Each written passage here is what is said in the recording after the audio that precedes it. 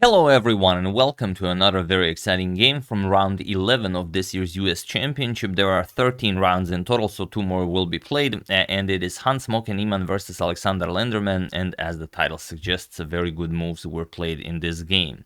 So let's check it out. I'm sure you guys will enjoy it. Hans opens with pawn to d4. Aleksandr replies with pawn to d5. We have c4, c6 going for the Slav defense.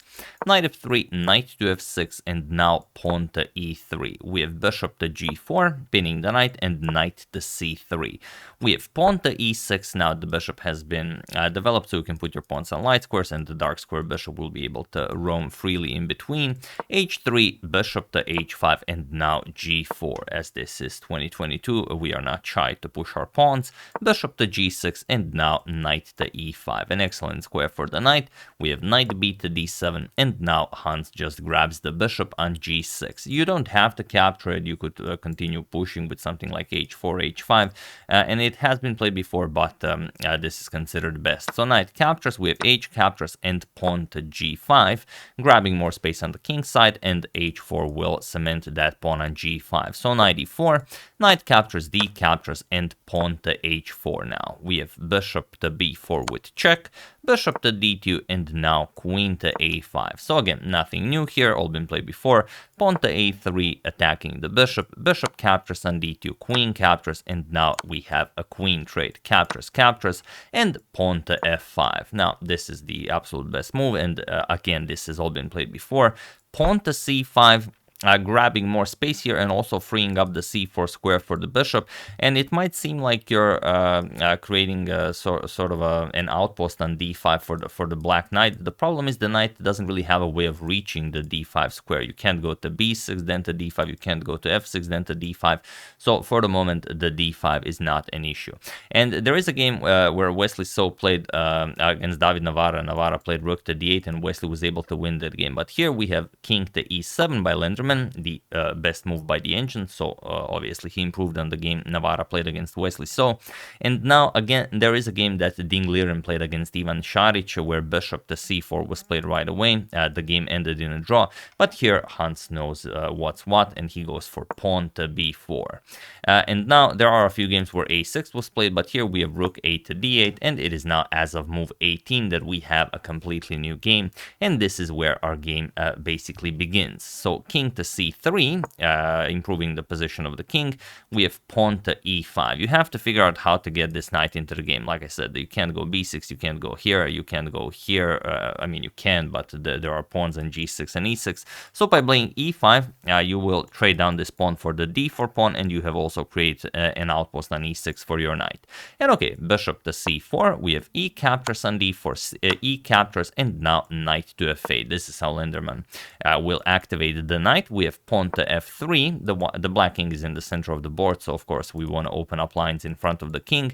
E captures on f3, and now rook a to f1. First you're going to grab the pawn, and then you're gonna go after the king. For the moment, the white rook on h1 has to remain here to guard this pawn, so you have to play the other rook to f1. We have king to d7, rook captures on f3, and now knight to e6. And here Hans has to figure out whether he wants to play a rook endgame or he prefers keeping the bishop and knight on the board. Now, capturing the knight is not a terrible move. It can actually be played, and you can get quite a lot of play from this. For example, captures, captures.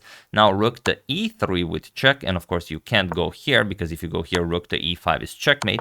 So you would have to go up the board, and after you go king to d7 or something like this, then pawn to d5. You give up a pawn to free up the d4 square for the king. And okay, c captures, king to d4. And now the problem is you can't really defend the pawn. You can't go here, you can't go here. If you go here, then rook to e6 check picks up the g6 pawn, then g7 is weak, f5 is weak. So it would be troublesome to play. For example, f4, rook to f3, you can play rook d to f8 now. And now, okay, king captures on d5, and you will get this position. Still equal material. White should be a little bit better, but still nothing spectacular. You can't really activate the rook because this pawn is constantly hanging. So it's fine, but definitely not much. So instead, after this knight to e6 move, Hans goes rook to e1. For the moment, it's okay to leave the h4 pawn on pre because the knight on e6 is hanging. So knight to c7, now preparing to come to d5 with check, and now rook to h3. Now this rook comes to help out with the defense of the h pawn, and now rook to d8. Interestingly, if you go knight to d5 check right away, it's not all that great. For example, bishop captures, c captures, and rook e5.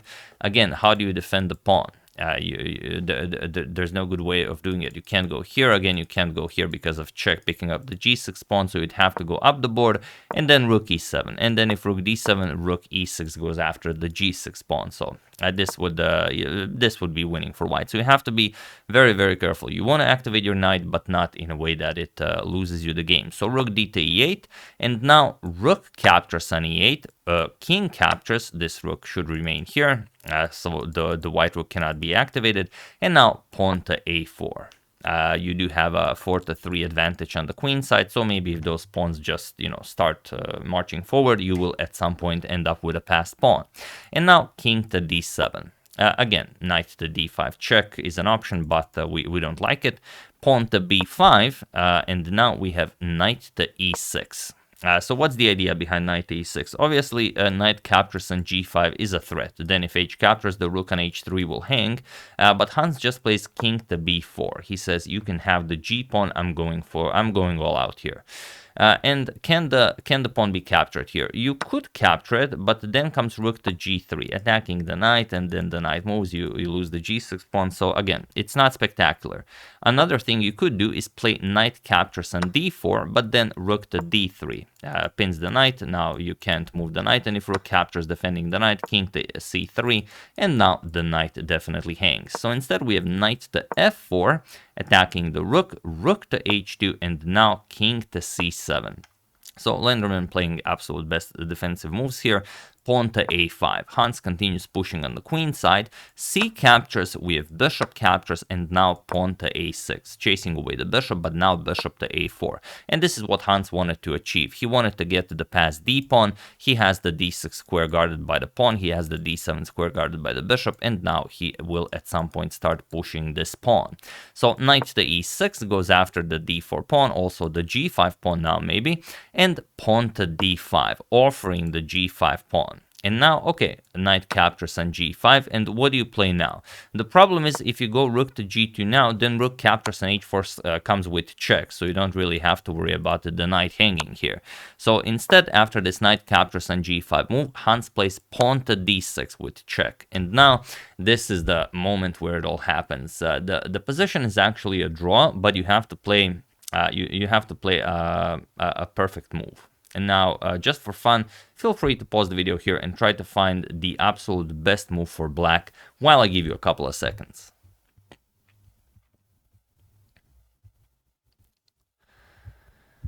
So for those of you who were able to do it, congratulations on putting the king anywhere except on d8. But king to c8 is best. King to b8 is maybe even king to b8 can be played, but king should be a bit closer to the action. So king to c8 is a move you have to play. Now I will show why, because Lenderman played king to d8. So congratulations to everyone who decided against king to d8, even though it kind of seems like a reasonable move. But the problem is, and it's really crazy, after king to c8.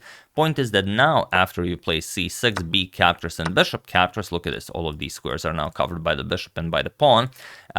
There's not all that much you can do here. And even if you don't capture right away, even if king to c5, you want to improve the position of your king, let's say knight to e4 check, and king to c6, there's rook to d8, and this is the main problem for white, because now the pawn is hanging here and you can't really save it. The knight and the rook are attacking it. The bishop does not guard the d7 square for you to push the pawn to d7, and the knight also prevents rook to d2 as the knight covers the d2 square. So that's why king to c8 is so amazing, as it allows the rook to come to d8. But in the game, Lenderman played king to d8, and well, now at the end of that line, we will be missing that rook to d8 move. So here, pawn to c6 by Hans, b captures on c6, and now king to c5.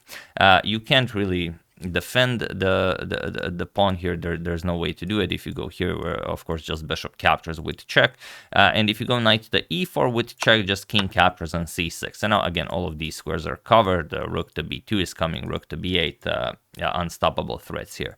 So Lenderman tried to go for some counter-attacking ideas with pawn to f4, but now rook to b2 by Hans. And the problem is you can't defend. If you go for something like rook captures on h4, there's always the nasty rook b8 check, king to d7, bishop captures on c6 with check, king to e6, and now bishop to d5 check. If king back to d7, rook b7 check, king to e8, and now just king to c6, taking away the d7 square from the black king. And look at this, all of these squares are covered by the pawn, by the bishop, by the king, and rook to b8 will be checkmated. There's no way to prevent this. You could try this tricky knight to f7 move, but just bishop captures on f7. Of course, white is not silly. So after rook to b2, knight to e6 check. This was one final attempt by Lenderman. And now king captures on c6, knight to d4 with check, king to d5, and now knight to b5. Blocking the b file, so the rook does not have rook to b8, but now just bishop captures, pawn captures, and now king to c6. There are also other moves. You could also start pushing the pawn, but this is much cleaner. For example, if a6, f3, a7, you can play king d7. Now rook guards the queening square, which is still winning for white, but you give black too much ideas. So Hans plays it perfectly, king to c6. And now after king to e8, just king to c7. Going after the d7 check move, so king f7, pawn to d7, and it was in this position on move 45 that Aleksandr Lenderman resigned the game, as there is nothing more to be done here.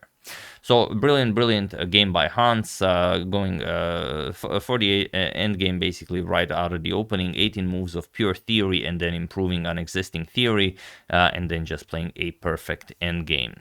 So there was a way for Lenderman to save it, but that king to c8 or king to d8 move, it was not an easy choice to make. So here you resign because whatever you do, and it really doesn't matter. Let's say pawn to f3, just a d8 queen, and after you give up the rook, you are just up a full rook. Of course, the rook is more than capable of handling all of these pawns, and that's just it.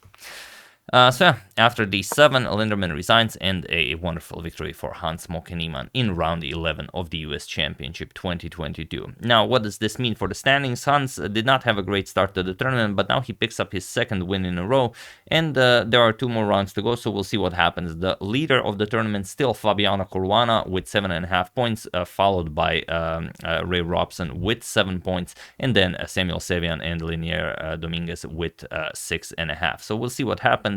2 more rounds to go, who will be the US champion of 2022. So yeah, that's the game. Hope you guys enjoyed it. As you can see, it's very important to study the endgame, because even if you know 20 moves of pure theory and you play a nice middle game, there's always the endgame waiting for you. So yeah, once again, hope you guys enjoyed it. I would like to wish a very happy birthday to Jimmy LeBlanc, and I would like to thank Anderson Vera, Torkel Stanquist, Ravishing Reptiles YouTube, and Trevor Terrace for your contribution to my channel. Thank you a lot, I really appreciate it. As usual, you can check 2 of my previous videos here. Thank you all for watching, and I will see you soon, continuing the coverage of this wonderful event and whatever else happens in the chess world. Thank you all, I will see you soon, and have an excellent rest of your day.